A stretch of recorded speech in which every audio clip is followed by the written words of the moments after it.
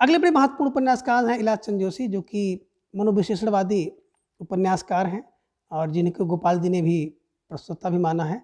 तो इनके प्रमुख उपन्यास कुछ इस प्रकार से हैं जिन्हें हम लोग देखेंगे। जो पहला है घेड़ामई 1929 में एक युवती के पश्चाताप का चित्रण किया गया है और 1950 में इसको लज्जा शीर्षक से भी लिखा गया था। बात करें अगले उपन्यास सन्यासी 1940 में नंद किशोर के अहम भाव का मनोविश्लेषण किया गया है। अगला उपन्यास है पर्दे की रानी 1942 में मानसिक विकृतियों के व्यक्तियों के चरित्र की मनोवैज्ञानिक व्याख्या की गई है। और अगला उपन्यास है प्रेम और छाया 1944 में लिखा गया। पारसनाथ की मानसिक कुंठा का चित्रण किया गया है।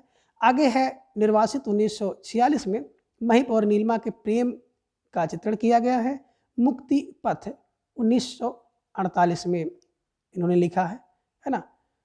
तो आगे वर्ष सुबह के भूले 1951 में, जिप्सी 1952 में, जिसमें मनोविश्लेषण एवं सामाजिक भावना का चित्रण किया गया है। तो मनोविश्लेषण और सामाजिक भावना।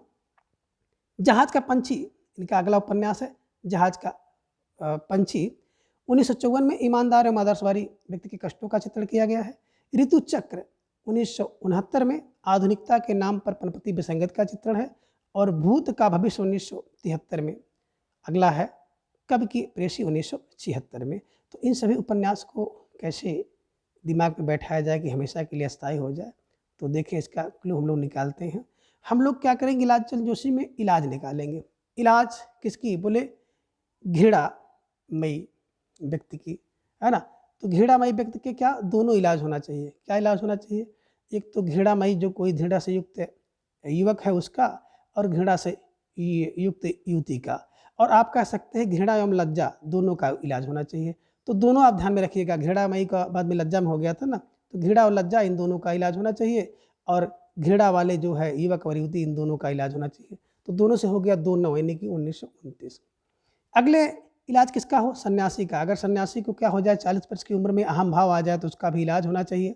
आगे कह रहे हैं कि पर्दे की रानी का इलाज होना चाहिए। क्यों, अगर 42 दिन से क्या है मानसिक रूप से विकृत है कौन, तो पर्दे की रानी का भी क्या होना चाहिए, इलाज होना चाहिए। पर्दे की रानी है जो पर्दे के पीछे है और 42 दिन से क्या है मानसिक विकृतियों से जूझ रही है, तो उसका इलाज होना चाहिए।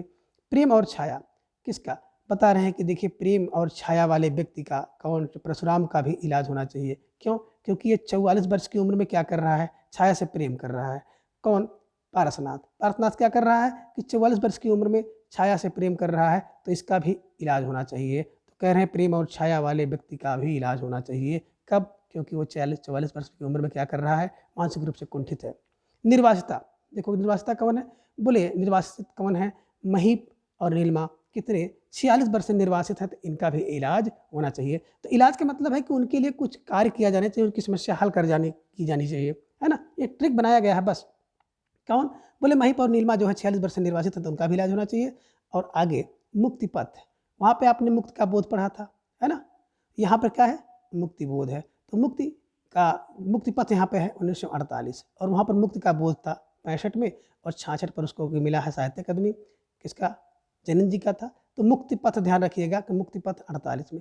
देखिए कोई व्यक्ति क्या, अगर मुक्ति के पथ उसको 48 वर्ष तक नहीं मिल पाता है, तो उसका भी इलाज होना चाहिए। कब, जब 48 साल का व्यक्ति हो जाए, मुक्ति का पथ ना पाए, तो उसका भी इलाज होना चाहिए।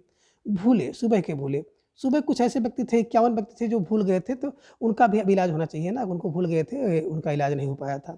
बाकी जिप्सी से 52 लोग आए थे जो कि सामाजिक और मानसिक समस्या से ग्रसित थे, तो जिप्सी से लाए गए 52 व्यक्तियों का भी इलाज होना चाहिए। आगे बता रहे हैं कि जहाज का पंछी, तो जहाज से लाए गए 54 ईमानदार एवं आदर्शवादी व्यक्ति थे, तो उनका इलाज होना चाहिए।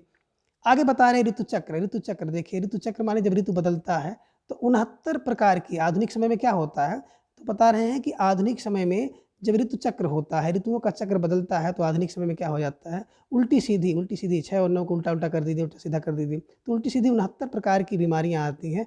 तो इसलिए ऋतु चक्र में भी इलाज होना चाहिए।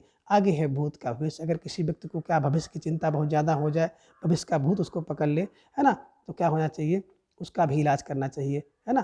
क्या करना चाहिए, उसका भी इलाज करना चाहिए। 73 आगे बता रहे हैं कब की प्रेसी। और कब की प्रेसी क्या है, कभी की प्रेसी जो है 76 दिन से बीमार चल रही है, तो उसका भी इलाज होना चाहिए। और भूत का भविष्य किसी को पकड़ा हुआ है 73 दिन से, 73 बिल्कुल झगड़ा हुआ है कि भविष्य हमारा क्या होगा, तो उसका भी इलाज होना चाहिए।